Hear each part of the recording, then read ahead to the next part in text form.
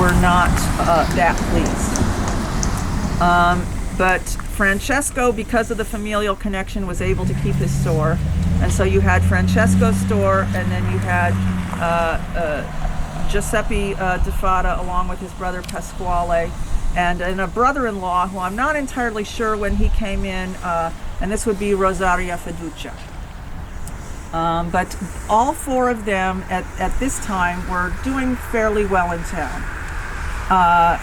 By some accounts, some people didn't particularly like the way that they took airs when, as we all know as Italians, one of the things that is a evening ritual is that after dinner you go out and take a walk. Sometimes you walk and you put on your nice clothes. And one of the things that Francesco had was remarked upon. He had a pearl pin and he had a gold watch. And some people took exception with some of these Italian, I won't use the slur that they would use, but these Italian men giving airs and walking around like the rest of us. Some people took exception that they didn't seem to know the cultural mores of the area.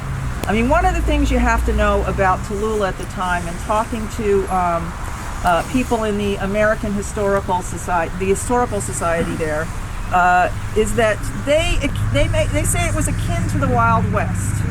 It was a place, I'm so sorry, Withering. It was a place where the African American population outnumbered the white population. 7 out of 10 were African American. So 70% of the population was not in what they tried to keep as the ruling class. Certainly they were very strict about some of these cultural mores that were meant to keep African Americans in a certain place of non-power.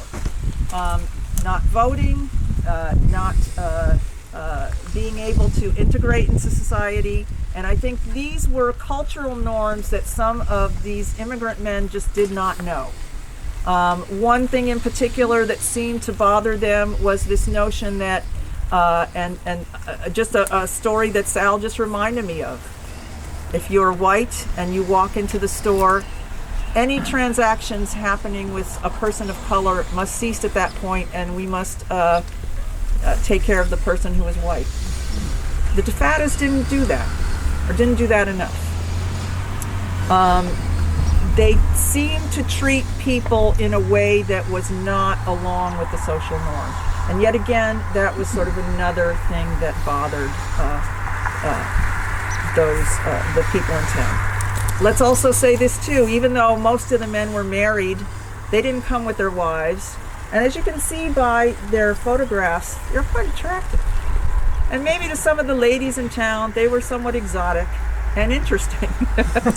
And there had been rumors that maybe one or two of them had been messing with our women, as you know. And again, it codified in the South, that is yet again sort of another reason for doing things that you shouldn't do. So all of these things were occurring, but what really seemed to bring things to a head, and let's talk about going back to April. April 1899 was when this gentleman came to town. His name was John F. Hodge. He was brought to town as the town coroner. He was a doctor and he was a surgeon.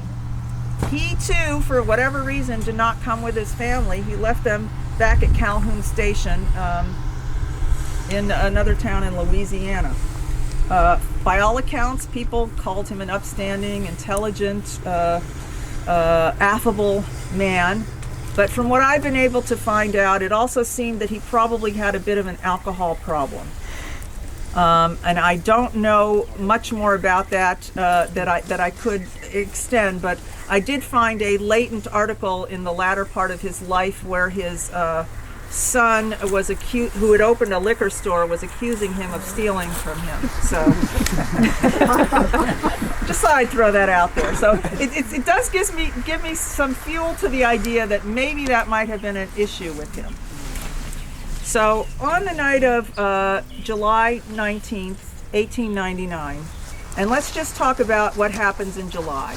July, as we all know who live around here, it's hot. it is boilingly hot. Heat is never a good combination for when people's ire might be up. Because Madison Parish at the time was still a very agricultural area, when they had to do things like hold court days for court being in town, all the people who were white farmers needed to come into the district because they wouldn't have enough people to be able to make up juries unless people came into town for that. So they used to every month have what they called court days. So on July the 20th, it was one of those court days. You had a lot of people coming into the district just to be able to attend court on that day. Of course, because a lot of people are coming into town, it was occasion to open all the bars. It was occasion to be somewhat festive. And you certainly had a lot of, I would say, high-spiritedness going on along with the business at hand. So July 20th, in the early part of the morning, there seems to be every indication, and we don't know how this happened. We don't know if it came out of harassment. We don't know if it was just an accident. But it seems that Francesca